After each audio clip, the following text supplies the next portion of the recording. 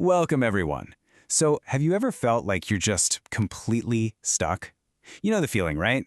Maybe you're aggressively refreshing your inbox, just praying for a job offer. Or you're staring at your phone, practically willing a message to appear.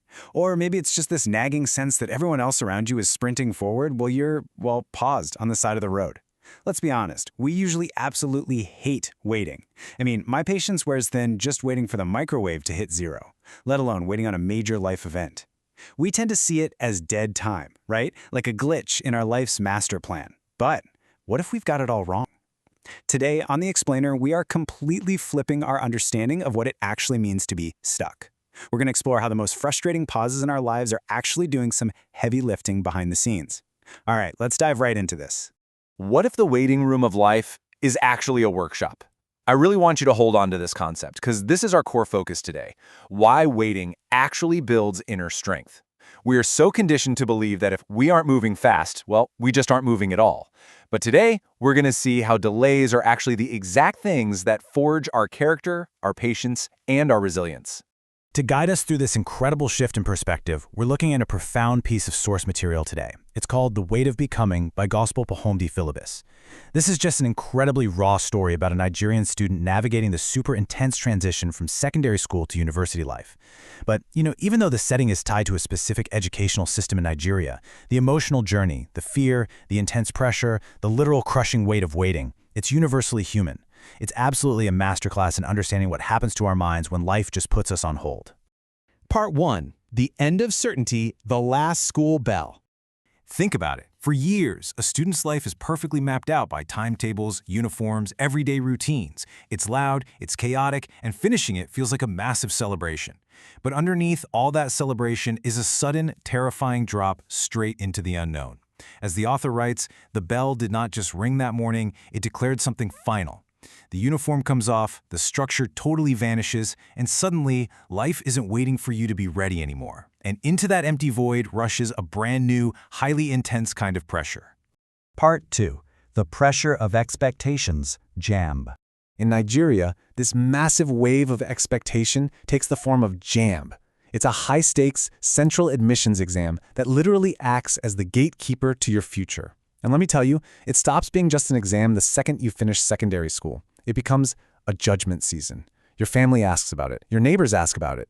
It's this suffocating time where every single choice feels entirely permanent, and the fear of failure is just deafening. Yet, amidst all this chaotic pressure, our author has a conversation with a friend who asks him if he's scared of the exam. His response? Yes, but I'm more scared of not trying.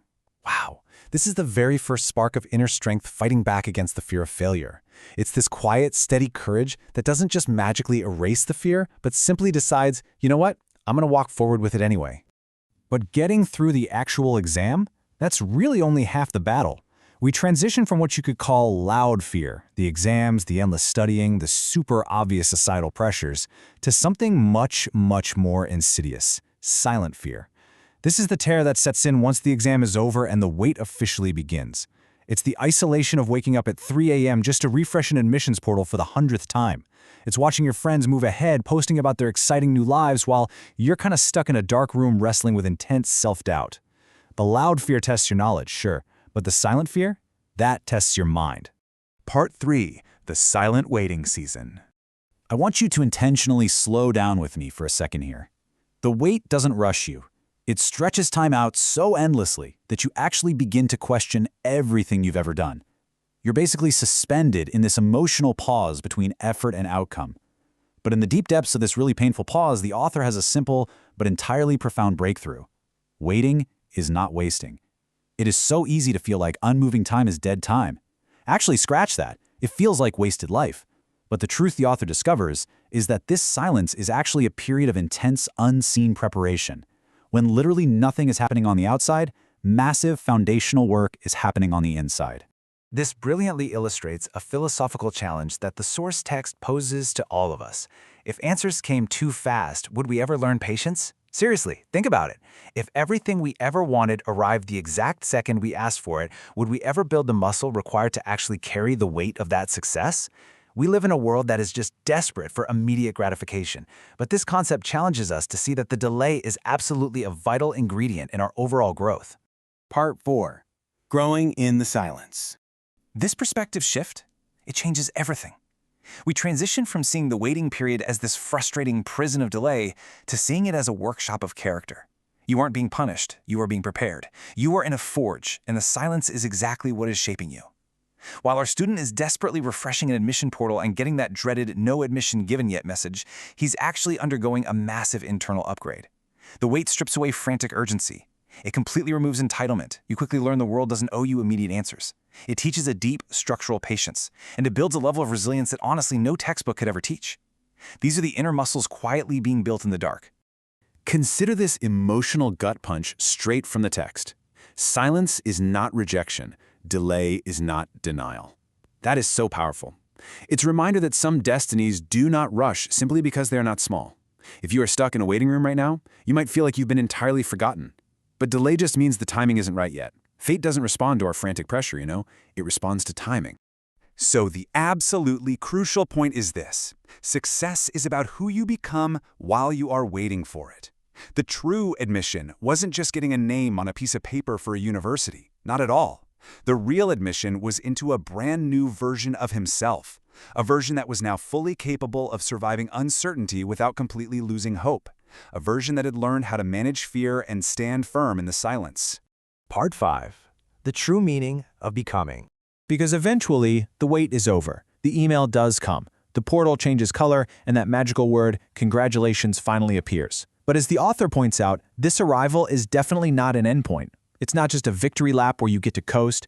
It is a harsh transition from uncertainty straight into real responsibility.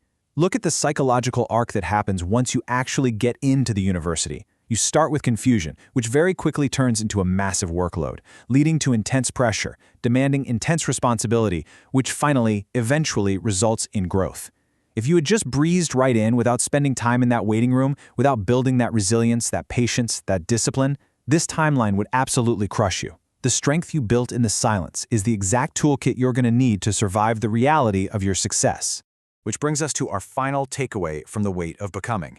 If you are looking at your peers right now and feeling inadequate, if you are refreshing a page with no updates, if you feel like your life is completely paused, you are not behind, you are not lost, you are becoming.